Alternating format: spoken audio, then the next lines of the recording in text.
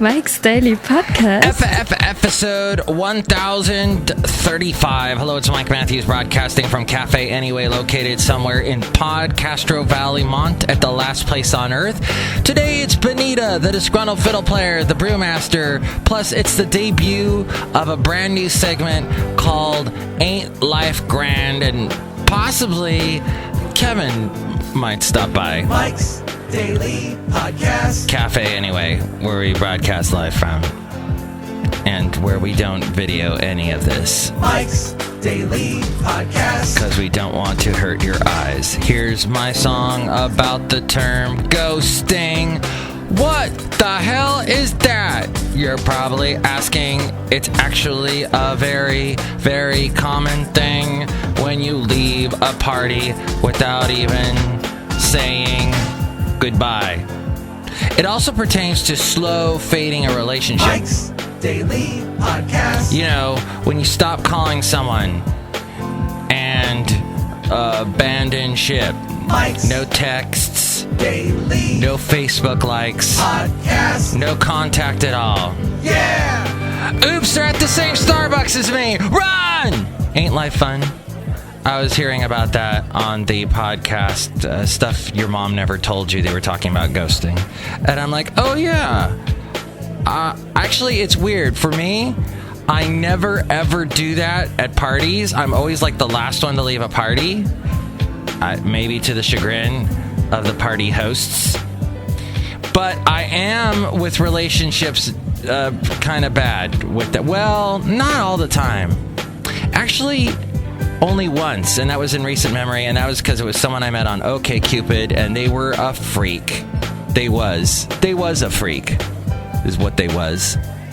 So I'm glad and it was like the only way to ditch it was just to stop contacting them, because every time I talked to them, it negative spiraled into bad, horrible things that could not be conversated out of. But whatever, it's probably bad to do ghosting. It's probably you shouldn't leave people hanging, and it causes a lack of closure, which is something psychologically we all need.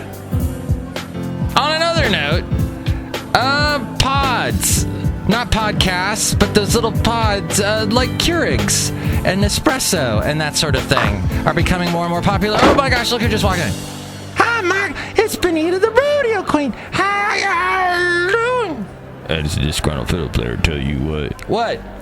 I don't know what that ghosting thing was. At first I was getting scared, like you was talking about being haunted by ghosts. I'm afraid of those. In the moonlight, walking out around my ranch, and I see a ghost pop up, and it scared me. I tried calling the Ghostbusters like that song said. Couldn't find the number because I didn't know who to call. Is anyone listening to me? Is this thing on? Check. No, we ain't listening to y'all. Hey, Mike, I love ghosts, especially when they give me a hug. You can't hug a ghost. They go right through you. I know, that's cool. Oh, well, as part of a guide to green procurement, look who just walked in. Hi, Mike. It's the Brewmaster. I make the beer. Brewmaster, you have any contact with ghosts or anything? No. How about ghosting? You ever leave someone hanging? Just like you just leave without saying goodbye? Oh, there he goes. Alrighty. Yeah, so what in Hamburg, a German city that I have been to, such a scary place. No, it's a wonderful place. In fact, Anne-Katrine, the voice you hear at the beginning, the girl's voice going, Mike's Daily Podcast, she lives in Hamburg. It gave me a tour of Hamburg. It was awesome because she's my cousin. So Hamburg last month introduced a ban on buying certain polluting products or product components with council money. Yes, so you cannot buy equipment for hot drinks in which portion packaging is used. They specifically singled out the Kaffee capsule machine, or coffee capsule machine. Hey, Germans like English. Which accounts for 1 in 8 coffees sold in Germany. It said in the report, these portion packs cause unnecessary resource consumption and waste generation and often contain polluting aluminium, if you were in England, is how you would say it. These capsules can't be recycled easily because they are often made of a mixture of plastic and aluminum. Well, now it's interesting, Nespresso is giving out these bags that already have a return postage on them. And they will just give you a bunch of those bags. And so when you're done, when you can fill up the bag with your capsules, you just mail it off to them and they take care of it. I don't know what they do with it. They maybe just put it in a landfill and kill innocent baby sea lions in the process. But I think it's pretty cool what they do with it. What I do with my Nespresso, because I only have Nespresso capsules. At work, we have the Keurig capsules, and they just chuck those. They just throw them in the trash. We don't even recycle. It's pretty bad. I'm not, and we're in the Bay Area too, which makes no sense why we're not. Anyway, what I do with my Nespresso capsules at home is I take a flathead screwdriver and I cut open to the top of them, and then I scrape out all the grounds into a large canister. And when I filled up that canister, I go outside and I dump it on the soil around my Meyer lemon tree, which I've named Sandy, because it looks like something that washed up on a beach. I love that joke. No, that makes no sense. A Meyer lemon? When would a Meyer lemon be washed up on a beach, except for maybe after a hurricane? I don't know. Sandy seemed like a good name for my Meyer lemon tree, which has not produced any lemons in a couple of years. But I'm patient. I know someday there'll be awesome lemons popping out of that thing. So now let's start a segment. By the way, all the podcast pictures and blogs and past podcasts and where you can listen to the show and how you can help out the show all can be found at mikesdailypodcast.com. In fact, one of the things you can do is if you're going to buy anything on Amazon, go through the link at mikesdailypodcast.com. And it doesn't change the way you shop, and it helps us out, makes us happy. And there's also the past interviews. I've done some interesting interviews with up-and-coming indie bands, some that have gotten popular, including Saint Motel. I've talked to a lot of country acts back in my days when I was a country DJ on the radio in Ventura County, California. I interviewed a lot of up-and-coming country stars that became famous. You can hear all those in the cassette cubby. I'm wearing a t-shirt, by the way, of a cassette, so I can educate all the 20-somethings like Haley. Oh, speaking of Haley, we should do the Haley Moment of the Week. The Haley Moment of the Week. I don't really have anything interesting to say today, so you're just going to have to carry the weight of the show. Go ahead. All right, so I can't carry you. I'm not that strong. I'm not heavy. I'm your brother. I am my brother. So on we go. His welfare is my concern. Nobody needs he. Too bad we'll get there. All right, that was a great moment. Now, oh, by the way, yeah, all that stuff is at mikesdailypodcast.com. If you want to email me, I'm at mikesdailypodcast@gmail.com. And we post your comments. We read your comments on the section emails from email and your comment not so comments, which you can comment, of course, on the Facebook and the Twitter. Find all that at mikesdailypodcast.com. And now the segment, 8 Life Grand. 8 Life Grand.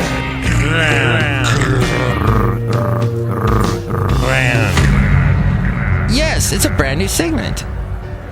Hello, brand new segment. So good to have you here. A little late on talking about this particular topic since the big day for it was almost a week ago. But love.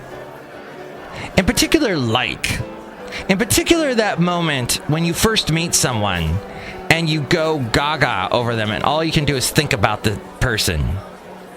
And when you go out with that person, let's say you finally go out with this person you have a crush on, the whole thing about your brain not being able to put words together, and yet you're excited, you're wondering where this is going to be going. Ain't life grand about that? Now, according to BostonMagazine.com, what's going on with the love-addled brain of yours is interesting in that love isn't that different from how you feel about your mother. How's that for Oedipal? Many of the brain's regions that are activated by romantic love overlap with those linked to affiliative love, like that between a mother and child. Romantic love just has added hormones and cognitive responses. What? There are bonding hormones such as oxytocin, and then areas of the brain that are active when there's that loving, warm connection with another person. If it's romantic love, then there's also activation of sexual feelings and other hormonal responses that are responsible for some of the really powerful attraction and physical feelings that people have. And it may actually make you act like an idiot. Oh, but isn't that fun to be acting like an idiot? You should embrace the acting like an idiot part because, you know, most of your life you try and be controlled, right? You control the crap out of everything. Like, oh, I gotta get up at this time. I gotta be in my car by that time. I gotta get to work by this time. And you control so much stuff. I gotta pay this bill, that bill. I gotta feed that baby, that dog. When in love, there's way more activity in the emotional centers of a person's brain than in the prefrontal cortex, which is the most, it's the more reasoning and executive functions and planning and prioritizing part of our brain. That may be why people might prioritize things in ways that don't make complete sense to other people when they're in love. If your newly attached friends are driving you crazy, a frank conversation about their priorities may set them straight. Just don't try it with teenagers. Sometimes it's harder to get a more reasoned response if you're talking to someone younger, where some of their cortical tracts are still developing. Cafe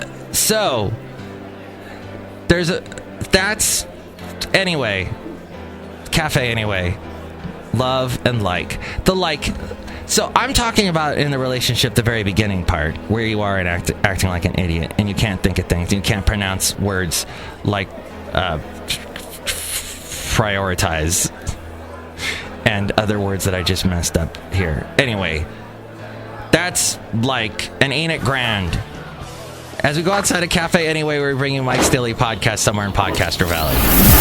And here's today's podcast picture. The podcast picture is of the amazing blossoms that I see all around me outside a cafe anyway right now in Podcaster Valley, Mont. It's going crazy right now because all of a sudden we've got a bunch of sun, although we had a bunch of rain. Actually, we may not have blossoms anymore because it just downpoured a couple nights ago and may have knocked all the blossoms off. It makes me recall, I need to find that photo. That's a recent photo there, the podcast picture of the blossoms out. But when I lived in Huntsville, Alabama, I remember it was spring of 2009. And the blossoms were out, and the wind was blowing a little bit, and the blossoms were blowing off, and creating, it looked like snow. The wisps of blossoms spinning around, turning in and on top of each other.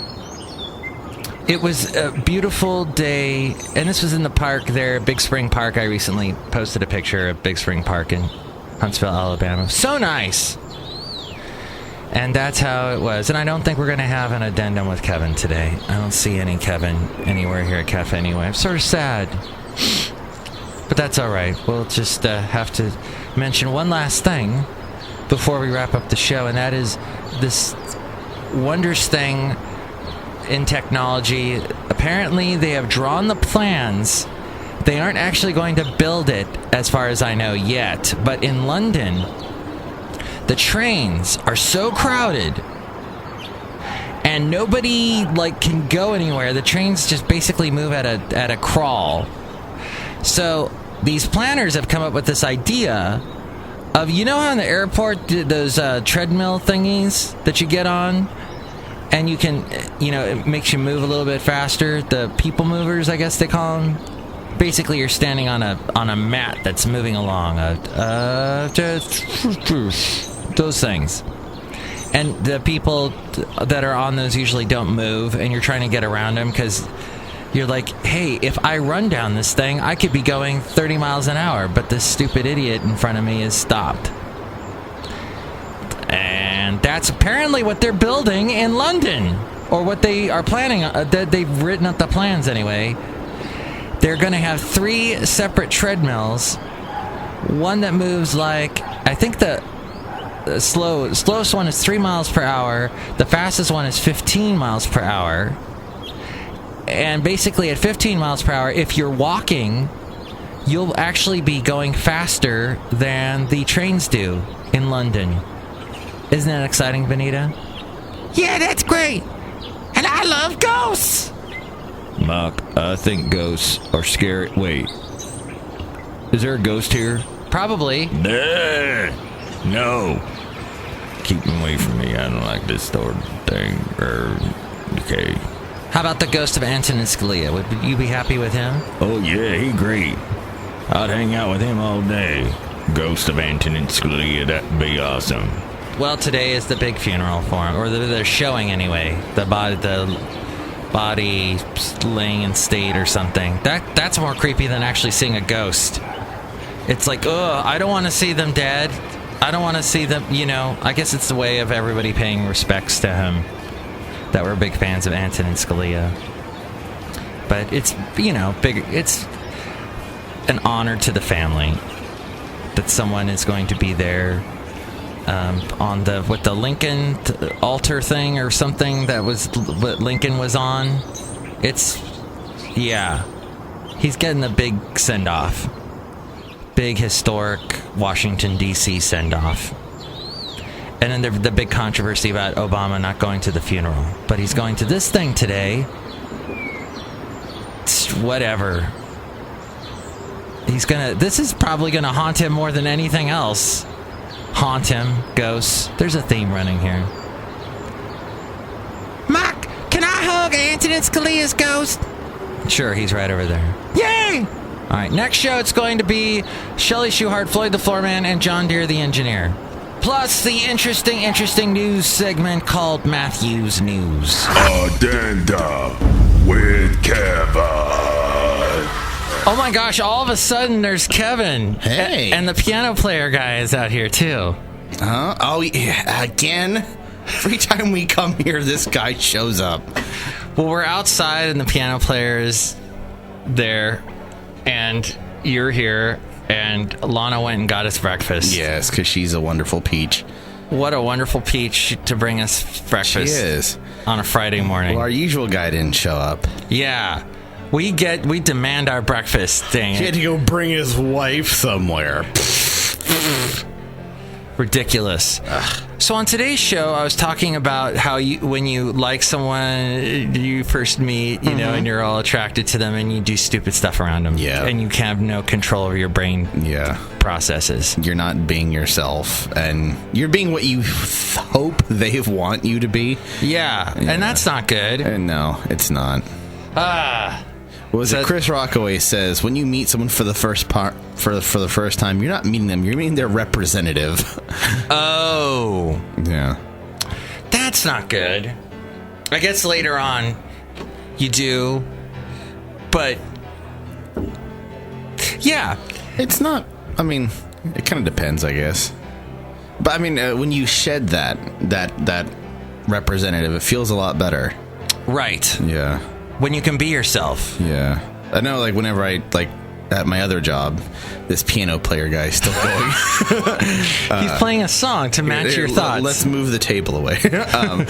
I didn't feel comfortable there for 6 months because I wanted everyone to like me. So I was trying to be someone and fit in with the clique. And I just stopped giving a damn entirely. I'm like, hey, now I'm meeting people and I'm being friendly and social. Yeah. Because I stopped caring. Isn't that weird how that works? We just got to stop caring. Yeah. The message is stop giving a damn. Whoever you are. Hopefully if you're not a doctor, fireman, or policeman. But yeah, stop giving a damn. I'm going to stop trimming my nose hairs. Yeah. I do it myself because I'm like, I'll be in the bathroom. Yeah, that's gross. I have to take care of this. I had a friend who he would never shave his nose hairs, and it really got distracting. Yeah, because they were starting to get longer than his nose. Yep, from here to yeah. When they poke out like 1/8 of an inch. Yeah, pretty that's bad. kind of gross. I'm glad we got to an addendum with Kevin today. Yeah, about nose hair trimming. And being yourself. Except for the nose hairs, that's gross. When I went to a job interview, and you always check yourself over, like, guys and girls, hair perfectly in place, you shaved them. I think I took off like a layer of skin. I shaved that well. Yeah. And I shaved flawlessly, but then I noticed as I pulled into the parking lot, I had one long nose hair, and I was like, what am I going to do? And I'm like, I have to be a man about this. I reached into my glove box where I had a Leatherman, and I got the pliers out. Oh my God. No crying. Reached in, grabbed it, and yoink. It hurts so bad. Oh. It hurts so bad. And especially because you're focusing on it. You're focusing on, I'm going to pull the hair out of my nose. Yes. But yet, how'd the rest of the interview go? I got the job. Oh. Yeah, so. Were you sneezing the whole time? No, but I think I had a little bit of watery eyes when I walked in. Was your nose bleeding profusely? No, not bleeding. I pulled the hair, not anything else out. That's good. Yeah. Also on this show, we were talking about ghosting. And about what that is when you're at a party and you don't want to say goodbye to anyone and you just leave. I've heard that's been called also a shady bounce. A shady bounce. I haven't heard that yet. Yes, because my ride did that to me about 2 months ago. Just shady bounced. And I was in the city so how do I get home now? And you're in the city and there's water separating you and Fremont. Mm-hmm. At a long distance. I'm at an alleyway in San Francisco, and not in a good part either. And you've had a few brewskis. I've had it. Yeah, that was a bit of a mess. But you got home. Yeah, I got home. My supervisor's girlfriend has a big car, and she drove us home. She was nice enough to. Yeah. That's cool. So that also ghosting can be with a relationship, like when you stop calling and texting, which is what I had to do with the crazy OkCupid girl that I was dating. Yes. But I think karma slapped me because I haven't really met anyone since then, and I feel as if she used karma to get me. How long were you seeing this girl? I want to say 3 months. Okay, maybe. Okay, I say if you were there for 2 weeks and you kind of disappeared, that's kind of par for the course. 3 months, maybe you want to just kind of, I don't think it's working out. I'm not feeling the chemistry. Sorry, I'm going a different way. Yeah, I probably should have done that. But then you have a good reason for it, because some people don't take no for an answer. That was true with this girl. The last girl I dated did not want to take it when I said, no, we're not seeing each other anymore. She's like, no, we are. I was like, no, I don't want to anymore. That's my decision. No, she's going to keep calling me, and she didn't get the clue until I just dropped off the face of her earth. Wow, so you had to ghost in that sense. I had to, yeah. I tried to be, what was it? I tried to be friendly. I tried to be kind. Yeah. Yeah. I tried to do the right thing. What was that from? Huh? Oh, I don't know. It was some movie I saw. I don't remember. I looked it up, but I can't find it. I think in my next relationship, I won't find them on OkCupid. Well, because I feel as if I don't trust that website anymore. Yeah. One of my friends met his wife on Plenty of Fish. That's a free one. Oh, Plenty of Fish is a new. I hadn't heard of that one. Okay. Yeah. So. Well, I've learned a lot on today's show. I just saw Russ walk by, and he gave us a weird look outside here at the cafe anyway. Well, Russ is busy. He's got stuff to do. Did he ever find Pliny the Younger? Yes, and I had some yesterday. He smuggled it out for me. How was it? It was good. It tastes a lot like, if you ever had Deschutes makes a beer called Fresh Squeezed. Yes! It's like that, but it's not as intensely fruit flavored, but it's still very good. Do you know, I had that with you at Smoking Pig that time we had lunch. Okay. Yeah, it tastes a lot like that. That's good. It's like it's such fresh hops. They don't taste bitter at all. At all. Now, yesterday was National Wine Drinking Day. Yep. And I too bad noticed for them. I noticed that on Facebook it was touted by women primarily. Okay. Whereas I would expect a beer drinking day would be mostly men. You would well. It seems that the data kind of goes that way. The bitterness turns a lot of women off. Especially like the IPA crowd, which is basically if you go anywhere with nice beers, you're going to see IPAs up there. That's just how it's going to go. And just, I mean, now this is not a hard and fast rule. I know all the ladies who are listening right now, like, I like IPA. No, you and a lot of other women do. Just it's as a rule, as a bartender, that's usually what I see more often than not, is that the women don't like the bitterness of the IPA. I always say, what's not bitter and what's not aggressive? Something like a Corona. And okay, that's great. I'll get you something else that's not as bitter. Kevin works at a beer place. I do. I work at a brewery. He knows a lot about beer. He's made beer. Mm-hmm. If you didn't know that, if you're listening to this podcast for the first time, hey, thanks for listening to this podcast for the first time. You must be going, what the heck? Thank you for coming in. Have you also noticed that a wine glass looks more like a woman, whereas a beer glass, especially the ones with the big bottom, kind of look like a guy that drank a lot of beer? Yep. Or if you have what they call the imperial pint or the tulip pint, it's a man with a stout chest. The lady is, the wine glass, the hips. The hips. I'm reading too much into my glassware. Yeah, I know. I think I don't know. I'm a little lonely. You're drinking too much and looking into your glass. Oh, Benita, the rodeo queen, wanted to say something to you. Okay. Hi, Kevin. How are y'all doing? Pretty good, Benita. What's shaking? I want to hug a ghost. Oh, okay. She wants to hug Antonin Scalia. Oh, let the man rest in peace.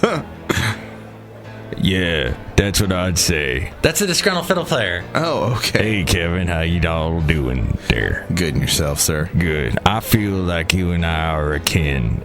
I like beer, you like beer. I like guns, you like guns. Yes, I do. I like to run around in my underwear while singing the national anthem, and you do as well. I do. That's how I start my morning. You fantasize to Sarah Palin, and I don't, because my wife is standing right there about to punch me in the face. Sarah Palin's daughter as well. Bristol. You know Bristol. She's, now having her second child. Wow. Yeah. I can see why. I get it, too. I mean, I don't get it, because my wife, Benita, the rodeo queen, is right here. Okay. Never saw her. That's all right. You can have her on your list of if I was on a desert island, such, as long as I get Ryan Reynolds. Deathpool. Have you seen Deathpool yet? I have not. I'm going to eventually, though. The 7 ones that I have to see. Oh, the Brewmaster's here, too. Okay. Hello there, Kevin. I make the root beer. Oh, boy. He makes root beer. He does, and we do now, too. Oh, really? I can hand pull you a root beer. You could get a job there, Brewmaster. I would make the root beer for you. Maybe You have to hand mix it. Maybe Kevin needs to run you through your paces. How do you make root beer, Brewmaster? Well, I take the and I put it in a big vat. Oh boy! Oh wait, our breakfast is here. Yay, breakfast! Yay! Okay, so did any of that make sense? What the Brewmaster said of how to make root beer? We have to. You need the root and the beer. Okay, that's wonderful.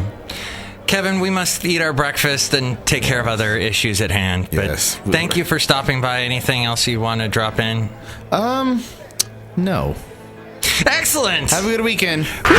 Mike's Daily Podcast is written and produced and performed by Mike Matthews. His podcast is super easy to find. Download or listen to his show and read his blog at mikesdailypodcast.com. Email Mike now at mikesdailypodcast@gmail.com. See you tomorrow. Bye.